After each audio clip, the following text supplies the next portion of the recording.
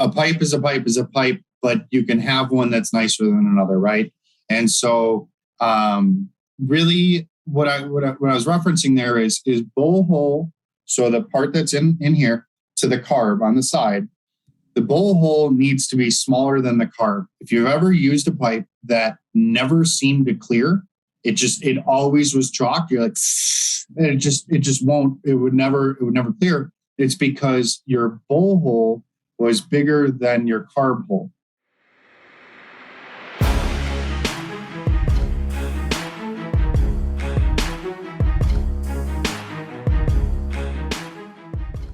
What's up, guys? Welcome back to another episode of The Dime. I'm Brian Fields, and with me, as always, is Kellen Finney. And this week, we've got a very special guest, Chris Piazza, co-founder of Cannadevices. Chris, thanks for taking the time. How are you doing today?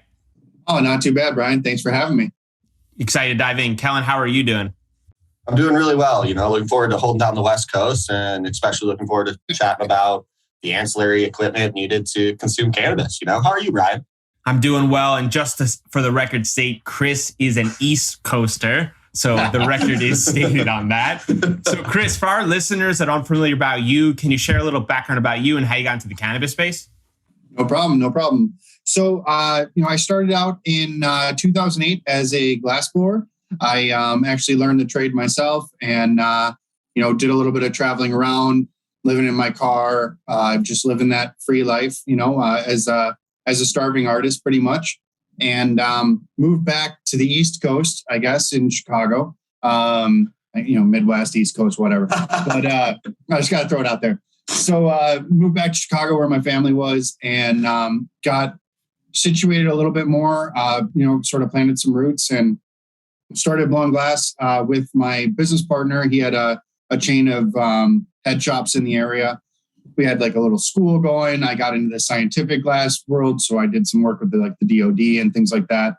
Went back off on my own. And then my partner, Bob Bank, he came to me with an idea to start to build a distribution company for dispensaries. I'd been working in the head shop, smoke shop space for most of my career. And then we saw this opportunity that there was so much import, not super high quality glass in dispensaries. And I have a pretty strong network of glass blowers. So we built this company, Cannadevices, and it started out with a mission to, for one, provide quality products to dispensaries, but also take care of artists and have true full-time opportunity and work, because up until this point, there hadn't been anybody that had been able to provide solid, consistent work as a distributor. It's sort of hit or miss. Some distributors did better than others. But for the most part, as an artist, I never was able to find a distributor that could keep me working. And so that was our main thing, artist focused. Now we're getting into some other products as well. But yeah, so I've been in the cannabis space since 2008. In other industries, that I guess isn't that long, but in this industry, it's crazy how many people are like, oh, 3 months. It's like, wow, cool. Like, I'm glad you're here. And I know it's more than 3 months because you probably were partaking before you got into it. But, that's sort of my journey.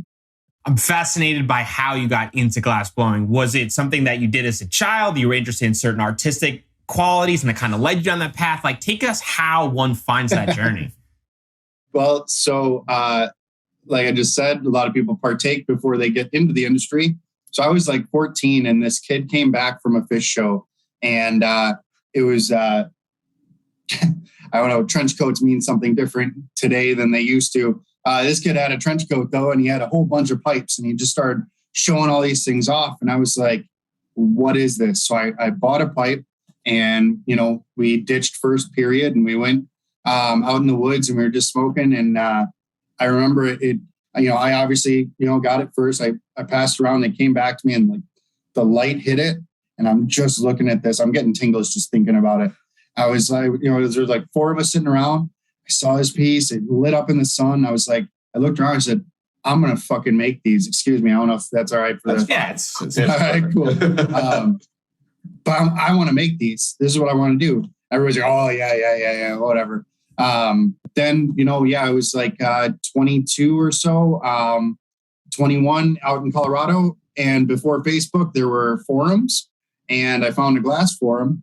I put up a post. I said, hey, I'm finishing up doing seasonal work at Copper Mountain, looking for an apprenticeship, and got down. And within 24 hours, I found an apprenticeship. And Rowan Glass, I always like to throw out some love to him. It's at RONE Glass on Instagram. He's an amazing artist. He took me under his wing, and that's how I got started.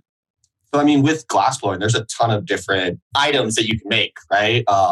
But you kind of ended up settling on smoking devices. So what was it just kind of that pairing the passion of cannabis and the glassblowing together, and it just created that opportunity? Is that kind of the whole story associated with why smoking devices were your specialty, I guess? Pretty much. I'd been involved in the cannabis industry in different ways, sourcing, supplying type of situations. Yep. And then, so it was just sort of like a nice transition from there, Yeah, the industry's always been where I kind of felt my place was. What's the biggest difference from a glassblowing perspective in terms of blowing glass for like smoking devices versus, you mentioned earlier, you kind of dabbled in the scientific glassblowing sector as well. So what are some of the differences associated with those two methods, if you will? So actually, there's not as much as you would think. So from pipes to scientific, those are generally speaking a borosilicate blend of some sort, which is a hard glass. The glass used to make most pipes came from the scientific glass raw material. Now, when you're talking about vases and all sorts of other things, like I'm in Vegas right now at the G4 conference, and I'm seeing like the Chihuly exhibits and stuff like that. That's all what's called soft glass. And so that's a totally different animal. That's like how I describe it as like oil painting versus like painting with a pencil or drawing with a pencil. But as far as scientific glass, it's actually very similar. I want to stay on like the learning curve associated with that, right? So your first day of blowing glass, is that something where like it's a week learning curve, it takes a month, or it's something like you've got skills just based on your artistic and you can kind of hit the ground running day one? Take us through what that's like. So I really went through like the Miyagi school of glass, and that's how I've always taught too. Like I can see someone on their first day if they are going to have an easier time or a harder time to learn it, right? I think anybody can do anything. You might not be able to, shoot a basketball like Kobe Bryant, Kobe or something like that, but like at least you could go play a pickup game, right? So like I don't think that you can or can't, but there's definitely some level that you can see naturally from the beginning. But yeah, I went through the Miyagi school, man. I had to put like 2 rods together and just put them together, and then I had to make marbles, and I had to make a jar of marbles, and my teacher would pour them out. And if they didn't roll nice, then he'd throw those out. He'd say, hey, your jar's not filled because these aren't marbles. They don't roll. And then, it was that type of thing. And so back when I started, there was no YouTube and, training and all this other stuff. I mean, these kids these days, it's crazy. They're making rigs after 6 months, and that's cool. Some of them are actually nice, but most of them have no fundamental understanding of how glass works. And I don't know. Now I just sound like an old guy, but it is what it is.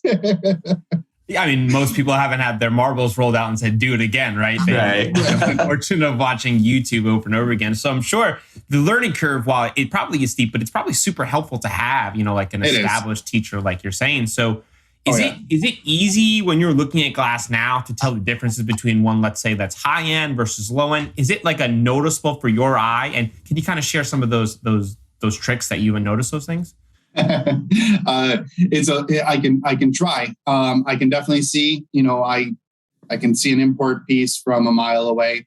They always look basically the same. They just look off. Like there's something just off about it. Colors aren't melted in, lack of much color, things like that. As far as a quality piece, like a nice rig, if you're looking at like the weld, so the attachment of the mouthpiece and the can, if there's like extra thickness, or if you look at it in the light and there's any sort of weirdness there, it's a bad description, but if you pick up a bunch, you'll see like certain ones have like a wonky look. It's glass, so it should be melted and blended together perfectly. and a quality weld. There's no thicknesses, there's no anything else. It's just clear and you can look right through it. So stuff like that is what I look for. And so you have a ton of different artists that you work with. You mentioned, is there a certain vetting process that you have that they go through so that they can actually be part of your network? And can you walk us through what that vetting process is? Oh, no, it's a great question. So currently we have 65 artists that work for us full time. They're all over the country. And we're shooting to be at 100 by the end of the year and 300 by 2025. These are full timers. We ask them, how much do you want to make? And they tell us a number and we just buy it from them. So it's a pretty cool little setup. They get to pick their own income and everything. As far as the vetting process goes, we have everybody send us samples and then we look at the samples and we compare them to what we have. And if they're good, then we're good. If they're not and they need a little bit of work, then I can step in and help make suggestions and things like that. We're actually building out a full, the bigger we get, the more busy I am, and I'm not at the warehouse or at the studio very often anymore. But what we're trying to do is to build out an actual education sort of platform for guys and gals that end up joining the team. And so then they're going to be able to have a whole education platform that I can present to them as they get on. But yeah, we make sure that everything's to the spec that we need it to be. We have them send in samples. We always pay for the samples. I used to hate it as an artist. Oh, send me some samples, blah, blah. It's like, dude, I can't eat. Like, I can't send you $100 worth of stuff. Like, I just can't do that. So we make sure to pay our artists even for the samples. And we get them onboarded from there. Do they have creative freedom to do the designs that they think are best, or do they get input from you? Because I would assume someone like you who's established has probably a keen eye for what's probably going to sell and what's going to work. So how does that process work? Well, I appreciate that little spin you put on that. This is my product line that I've had for 10 years or so. So what we say is, we need our artists to make our products, and then that awards them time to be creative on their own, right? So when we ask them how much do you want to make, if they're like, I'd like to make some creative stuff too, it's like, okay, so just tell us what you can make in 4 days, and then you can have 3 days to do whatever you want. And if you're hard up and you need 7 days worth of work for the next few weeks or whatever, that's fine too. So yeah, our product line is pretty much everything between my partner and I. It's our catalog of products, and they need to stay within that range. Do they ever submit like designs and say, "Hey, Chris, I think this is really awesome. I think this will sell," and then you have to take a look? Is that part of the creative process at all? So as of right now, it's not. The reason for it is, over here on the East Coast. I'm just kidding, but we're really targeting all these dispensaries, which are a lot larger. We don't really work with many mom and pop dispensaries at this point. Most of them are, 3, 5, 10, 100 locations or, in that range. So what's hard for us is if John Smith has this awesome piece, how many can he actually make? And when I get an order, if it hits, it's not 10 or 20. You know what I mean? So that's why we have to be real strict as far as how why we're not able to be super open to these other products. It's sort of where we've needed to, as a business though, expand our product offering. And so that's where we've started to add non-glass products to be able to have something new. Grinders we can source in a very large volume, which is no problem to serve 100 locations, right? Bringing on a new style of glass from a unique glass blower, it's a very tricky thing. We are in 2023 going to be launching a heady line. Essentially, we're going to call it something different because corporate doesn't understand heady, but it's going to be something where it's like $500 and up. And then in that case, we will have very limited supply. When they're gone, that type of thing. But not on the production side. I want to stay on the artist aspect. Do you guys have certain artists that like, hey, these 10 are really, really good at making this specific type of rig, and that's what they focus on? These 10 make this type of rig. And what is that process in terms of like categorizing the artists into those specific categories? Oh, dude, that was a very intuitive question right there. Yeah, like our Frit spoon, for instance, for our Frit hand pipe, we have 20 people, about 18 to 20 people that make it. It's sort of a two-part thing. One is, hey, is the quality there? And then we turn it back to the artist and we say, okay, so you can do these 5 products. Which ones do you make the most amount of money doing? And if they say it's going to be product 1, 2, and 3, then they're going to be put into the first tier of that product. So we really want to make it so the artist gets to decide, as long as their quality is there, then it's whatever you want to make. And so sometimes they're like, dude, I'm getting burnt out on that. Can I make this one? Even though they don't make much money on it, they'll still want to change it up.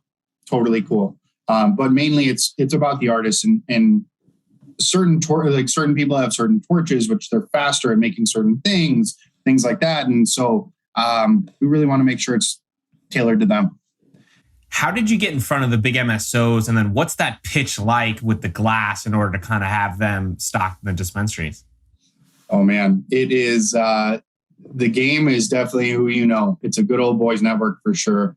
So my partner, he was director of wholesale for one of the large MSOs.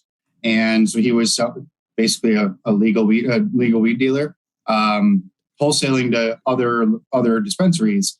And it just was a pretty natural fit. And his boss at the time was cool with him selling glass on the side. So he was just totally connected to all the right people. And it was just here's your weed. Would you like glass? And got us plugged in. We get introduced to purchasers from like the executive level down, rather than having to go into a store and try to talk a budtender, to talk to a manager, to talk to whatever. So we've been very fortunate in that. And then sort of once we got in, because it's such a small network, everybody knew, those big companies. I mean, in Chicago, we have, I believe it's 4 MSOs that all have offices on one block in the city. And so all of them go to lunch together. They're all friends. Like, yeah, it's competition, but like they're employees. They're friends. They don't care that, as well. So it was a pretty unique there. As far as the pitch goes, it's like, hey, if you have quality cannabis, why don't you have quality glass? Simple as that.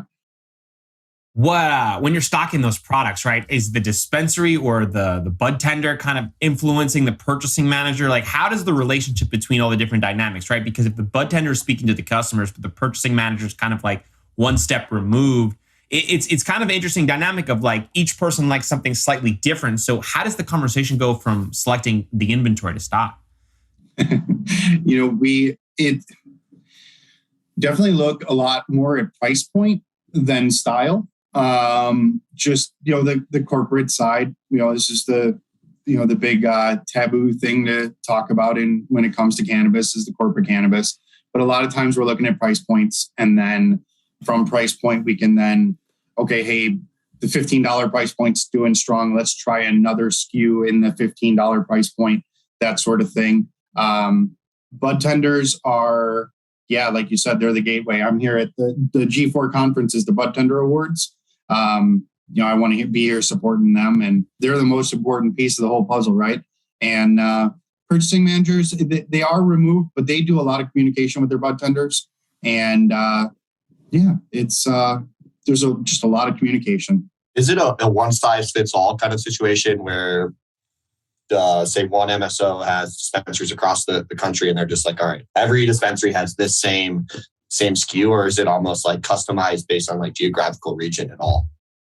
It depends on the company. Some companies, we have one company that they're going after like the McDonald's model, where how can we shave 10 seconds off of a customer to get them through to through the line or whatever, through the drive-through.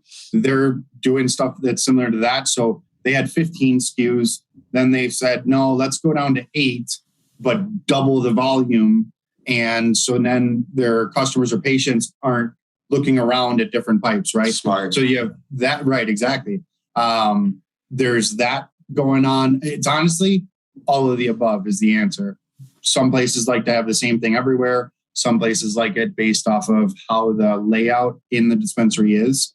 And then some have state regulations. Florida, if you have two pipes, one is blue and one is clear, they both need to be approved separately from the Department of Health. They're the same damn thing. They're both glass. They're both the same shape. There's nothing different except for the color, but they need to be separately approved. So Florida dispensaries don't want to be messed around with a whole bunch of different approval stuff, right? Yep. So very, very different on the legal side for sure.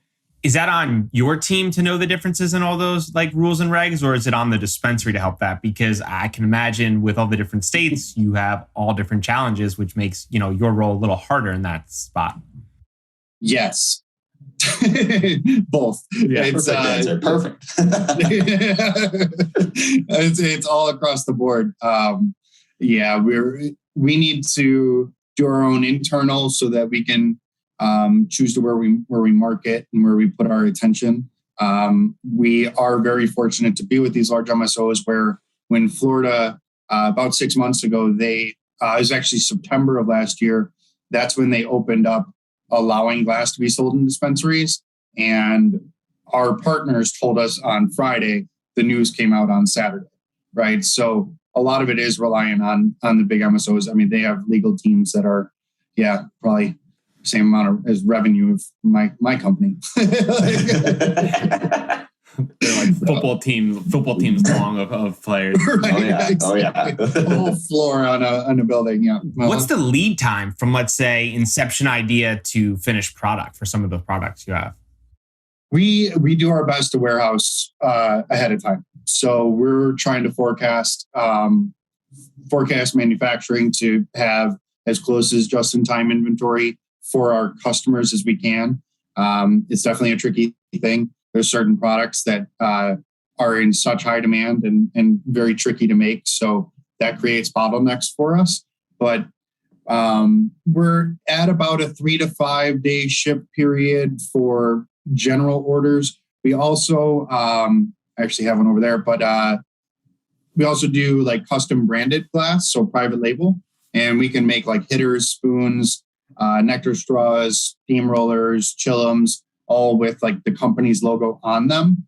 Initial order of those take about 6 weeks. And then afterwards, it's about a 2-week lead time because we bring in all the decals in-house. But that's been a big one for us. They're actually like these hitters that have a ceramic decal that's baked into the glass. So it's not like a vinyl sticker or anything like that.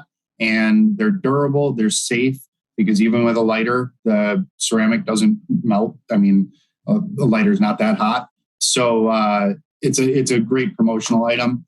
But yeah, the lead time starts out a little bit longer. So it depends on what product. So with those kind of products, and say you have artists across the whole country and they have dispensaries across the whole country, is it like the artists all make it, ship it to a central location, and then you guys distribute it? Is that kind of the business model associated with it? Yeah. All comes to Chicago and it goes back out from there. We can't have our artists ship direct. I can only imagine. No, and probably some good stories. You're like, Charlie, what is this, Charlie? We had Christmas paper in July. Yeah. Like in the bottom of the box. Like, where did this come from? I respect it, right? He's a big fan of the season and just didn't want it to end. Love it. So, Chris, I heard you on another podcast and you shared a tidbit about what you look for in a bowl between the carb hole and the actual size of the bowl to kind of tell the difference if it's made well. Can you kind of expand on that and maybe some backstory on that? Cool. Yeah, no problem. This goes back to the Miyagi school of glass that I went through. A pipe is a pipe is a pipe, but you can have one that's nicer than another, right? And so really what I was referencing there is bowl hole.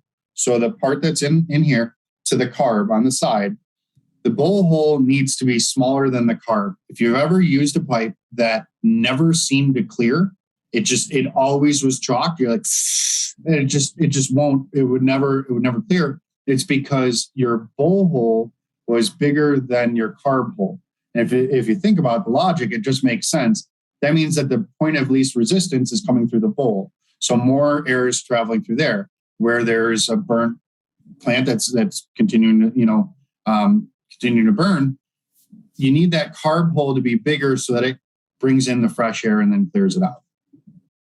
I'm glad you shared that because I didn't know that. I'm curious to know if Kellen knows that. And then I'll take it one step further. Like when you go to these smoke shops, I wonder how many of these bowls have it incorrectly. Do you have any sort of guess on that? A lot. Because I just went spoon shopping and I didn't know that exact like ratio thing. But I've always been a person who doesn't like a large bowl just because like you get Scooby snacks and stuff, right? But it's wild because there is a ton of glass out there. When I was just looking at a head shop last week actually, and literally there's a ton of glass out there with just massive bowl holes. I was looking at it and I was like, no, there's too big of a hole in there. You know what I mean? Like I'm literally gonna have to have like a plug nut or something in there to stopper up the hole so I can actually load a bowl. I can only imagine how many people are going to hear this and immediately go grab their bowl and start looking and be like, maybe this is why it doesn't work, right? Like, Uncle David, you finally figured out what the problem was. The sizing is completely off. So what is one fact or concept about glass blowing that would shock a cannabis consumer? Ooh, I'm going to pause for intenseness. You ready? There's no such thing as double blown. Have you guys ever heard that phrase before? Yeah, yes. But no such thing? No such thing. Is it just good marketing? It was. I feel like Brian's a little uncomfortable. I'm just I'm thinking now, like, was I sold a half bottle? Like, what was I sold?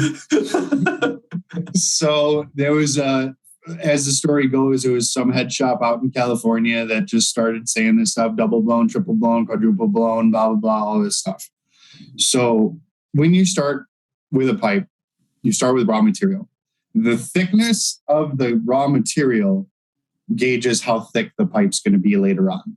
Now, you can take a thin wall, then a long piece, and condense it down so that it becomes thick, or you can start with a really thick wall and shape a pipe from it. The closest thing to double blown is if you see pipes that are they're full colored, there's a bunch of lines in them. How that's done is there's a clear tube on the inside and then color rods, glass rods that are color on the outside, and then an outside layer of clear, and that's all melted together. But it's still one wall of glass. So yeah, that phrase is just not true. There's no such thing. And then I asked, what is double blown? What would it even mean? Like I blow it out once and then I blow it out again? Like it does like so when you think about it, it doesn't make sense too. But yeah, so that's the hopefully. I hope nobody's that uncomfortable. It's a good marketing phrase, right? There's probably a few people are removing items from their shelf as we speak. Like this is not gonna work anymore. So what is scientific glass? So I was doing X-ray tubes for GE, and then I did some work for the DoD. Essentially, it is I was making the tubes that go when you go to the dentist and you get like the X-rays on your teeth. There's a bulb that does that, and I had to make those because they were made on a lathe, but by a person, and so I could get super technical, but basically extremely fine, detailed spacing, all this stuff, angles need to be perfectly right. That was the stuff that I was doing in the scientific world. Yeah. I was unfamiliar with that. Kellen, were you aware of those? Yeah, I mean, the scientific glass is like, well, a lot of glassblowing came from like the science world. And like most chemists, when they were trained to be a chemist 50 years ago, they were trained to blow glass. And so like being a chemist or a scientist, you would learn to blow glass because in order to do all these crazy scientific experiments, the number one media it's all done in is glass because it's inert. And so like blowing glass and doing science has been hand in hand since the beginning of time. And I mean, it's one of the most, it still is probably the most hands-on trait, right? Because you can't automate glass blowing from a scientific perspective, at least. At least to my knowledge, still to this day. It's all like and everyone in the industry that's an operator right now, every round bottom flask that's on a wiped distillation system, like a Pope or VTS or whatever, all of those are hand blown. All of the glass columns that do the distillation are all hand blown. The amount of scientific glass that permeate like glass and cannabis especially nowadays with how much science is going on and all of that, is they just go hand in hand. It permeates the industry so much. You're spot on. I want to change my answer to what he said. That was awesome. It's the chemist in him, right? He couldn't help himself. I couldn't. Chris, we could have talked a little bit more about the electrons and everything else. We could have gotten so deep in that rabbit hole. We can still do that nerd out hole if you want. It was pretty cool. Yeah, that was what we were doing. So we were shooting it was an electrical charge that would shoot off from one side, and then it would reflect off of a titanium disc, and it would knock off one of the electrons. That's how you create the X-ray from I don't know. It's been a long time since I've gone down those rabbit holes. But 100%. That's what, how the temperature of the glass and all that stuff affects how the light travels through it. It's insane how the amount of attention to detail that scientific glass requires is phenomenal, right? Yeah. It's just mad respect for anyone that can do it, in my opinion. I'll shoot you a picture of one when I get back into town. I would love that. See what I was making. Yeah. That'd be so sick. Thank you. Hell yeah. Chris, since you've been in the cannabinoid industry, what has been the biggest misconception? That it's bad for you. I